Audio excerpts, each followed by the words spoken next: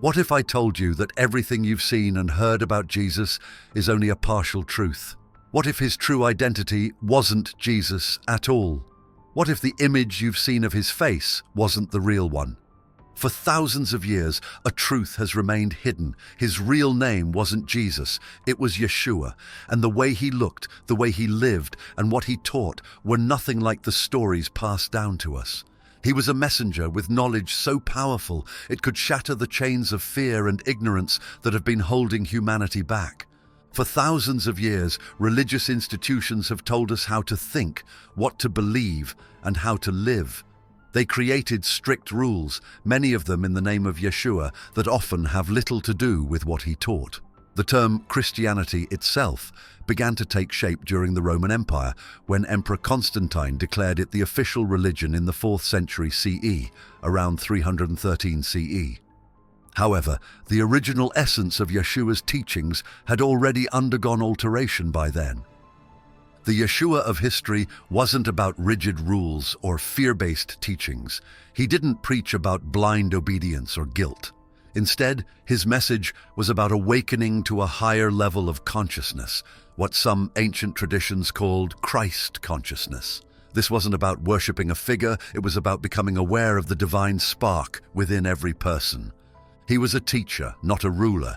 His lessons focused on love, compassion, and inner transformation. However, the emergence of power structures overshadowed his teachings over time. Instead of inspiring people to think for themselves, dogma was introduced. Rules and traditions meant to control how people thought, acted, and even prayed. But what's fascinating is that Yeshua's message wasn't new. The concept of Christ consciousness predates him by thousands of years. Ancient civilizations had long discussed the idea of transcending the physical world to connect with a higher divine energy. In Egypt, the spiritual traditions of Thoth, an Atlantean priest-king, spoke of unlocking the secrets of the universe through wisdom and self-awareness. In India, centuries-old practices like meditation and reincarnation echoed the themes of enlightenment that Yeshua would later teach. As centuries passed, many of Yeshua's original teachings were replaced or reinterpreted to fit the agendas of those in power. The focus shifted from self-discovery and unity to external worship and division. Yeshua used his teachings on universal love and compassion to defend wars and persecution. Other ancient writings, if you look beyond the Bible, support Yeshua's story. The Apocrypha, or hidden texts not found in the official Bible, shed light on Yeshua's life, including the influence of his grandmother, who is believed to have been a virgin herself. Egyptian hieroglyphs tell of ancient wisdom passed down to Yeshua during his time studying in Egypt. The Dalai Lama and Tibetan monks have even acknowledged records of Yeshua's journey to Tibet and India, where he learned meditation and energy healing. These accounts depict a man who traveled far and wide, gathering knowledge to share with the world, unconstrained by a single tradition. The question isn't just who Yeshua was, it's what he wanted us to learn. His real message was about empowerment. Instead of seeking worship, he aimed to help people understand that they are the architects of their own reality. Yeshua was a man who lived in the Middle East over 2,000 years ago. He wasn't European, and his appearance would have reflected his roots. He was likely a man with darker skin, a physical characteristic common among people in that region. His clothing, too, would have been simple, robes made of natural materials, sandals on his feet, and none of the royal or polished look often shown in Western depictions. This matters because identity shapes how people perceive a figure.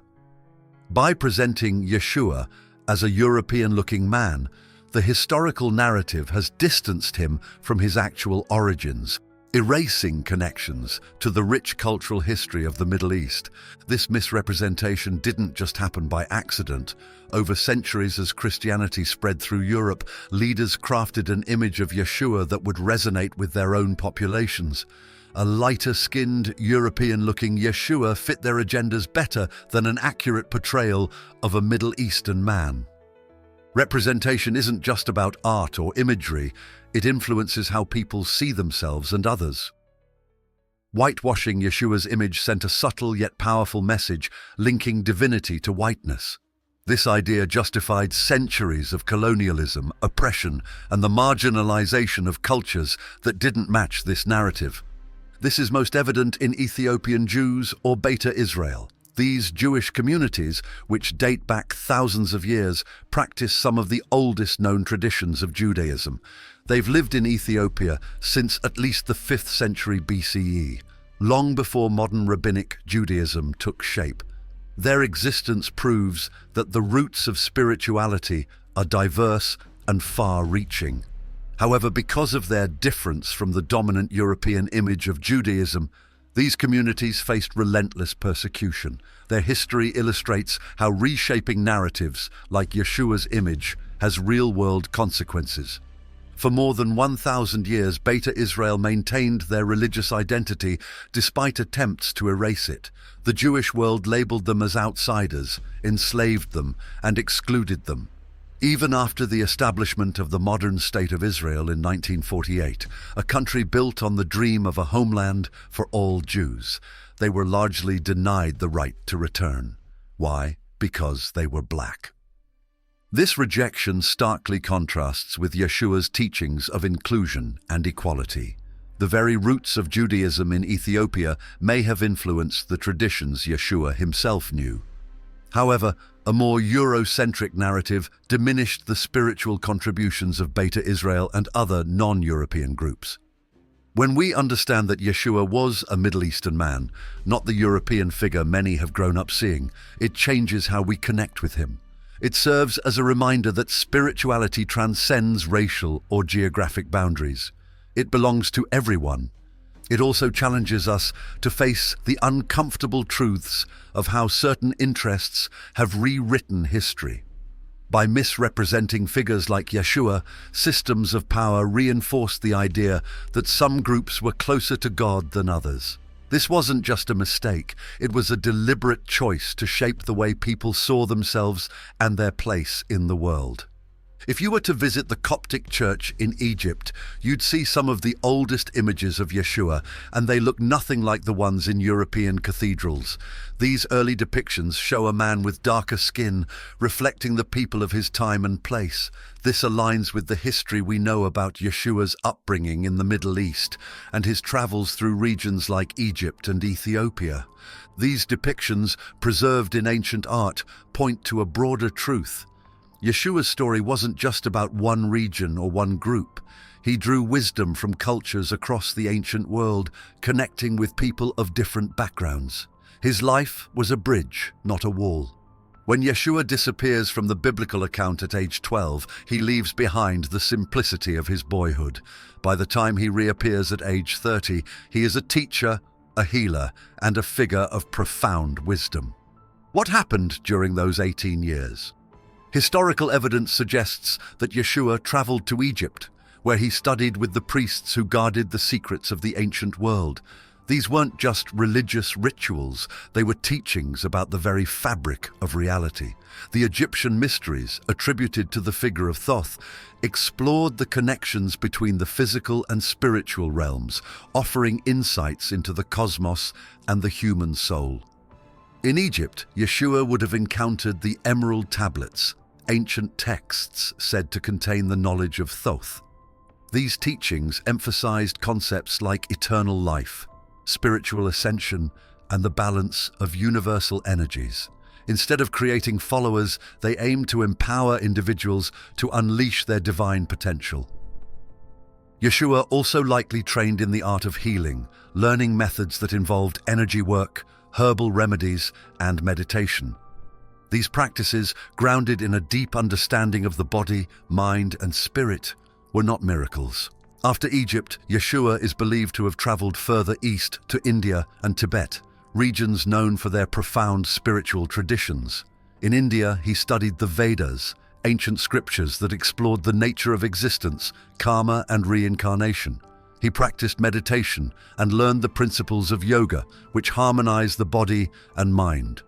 In Tibet, Yeshua delved into energy work and healing techniques such as Reiki and Qigong, which focus on channeling life force energy to restore balance. Tibetan traditions also taught him the power of stillness, how to quiet the mind and connect with the divine essence that flows through all living things. These lessons weren't just intellectual exercises. They transformed Yeshua into a spiritual master who understood the interconnectedness of all life.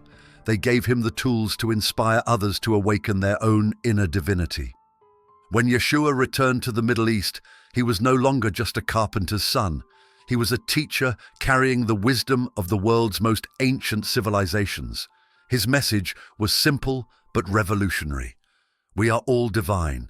Each person has within them the ability to access the universal consciousness that created the stars, the oceans, and life itself. This teaching wasn't about building temples or creating rules.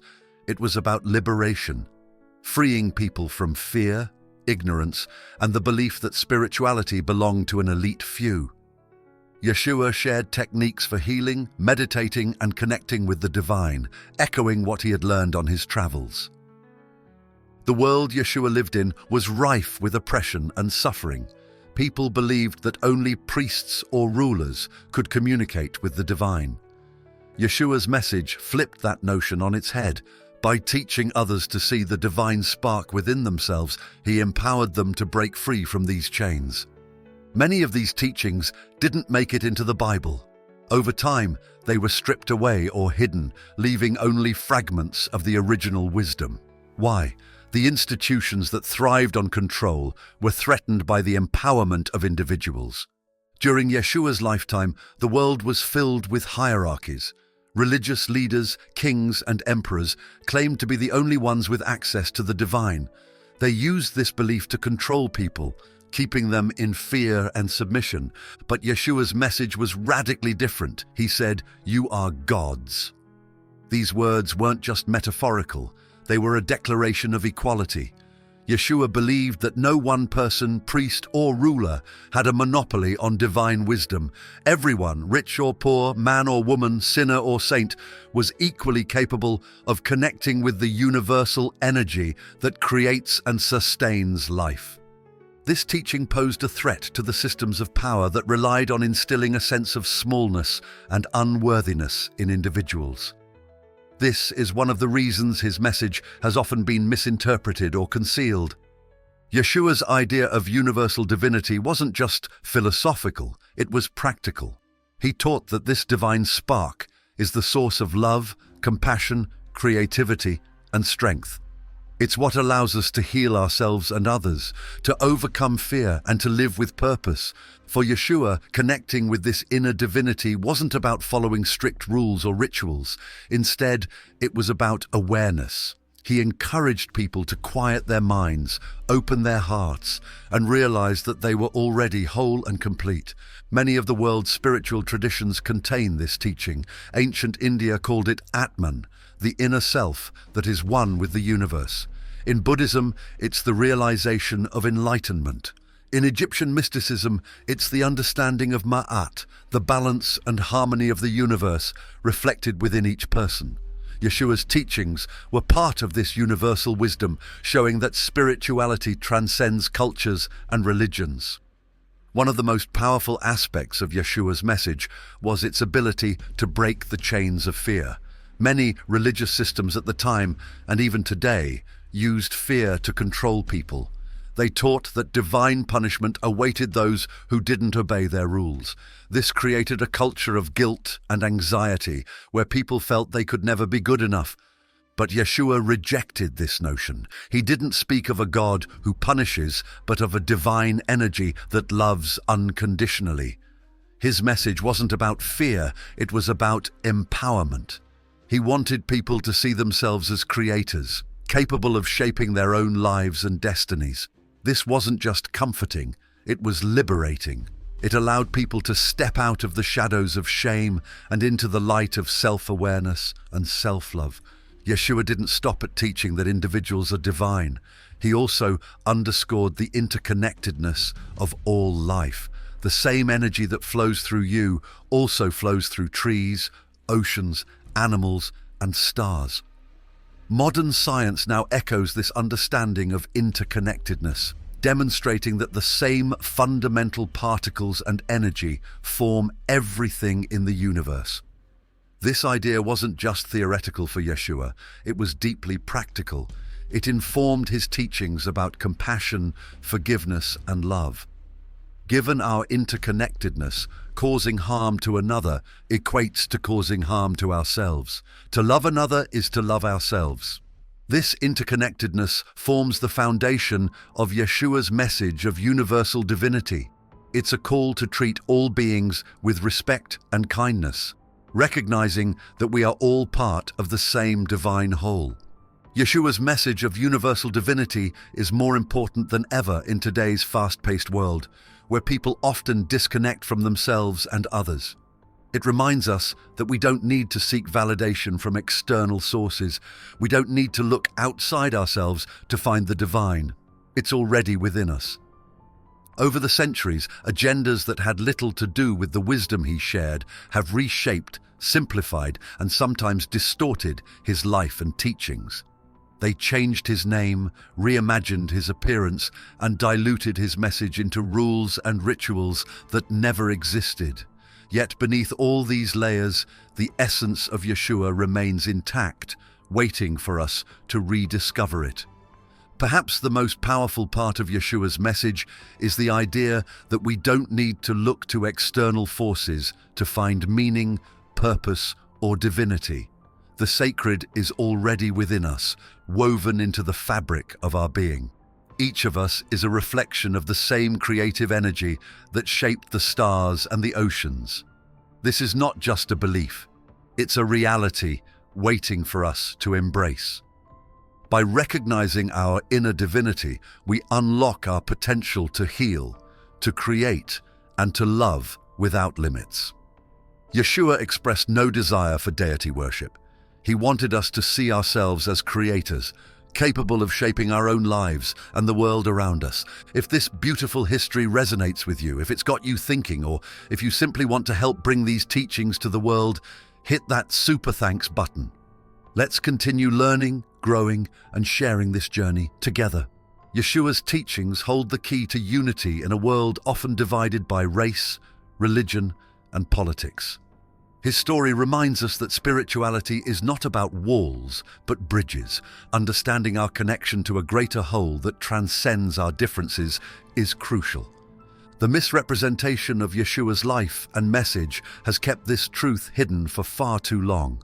However, as we uncover the true essence of Yeshua, a teacher, a seeker, and a light bringer, we come to understand that his message remains timeless. It's alive, vibrant, and more relevant than ever. After learning Yeshua's true story, what will you do? Will you miss another intriguing story to put in your memory? Or will you allow it to transform the way you see yourself and the world? The power of Yeshua's message lies not in worship, but in action.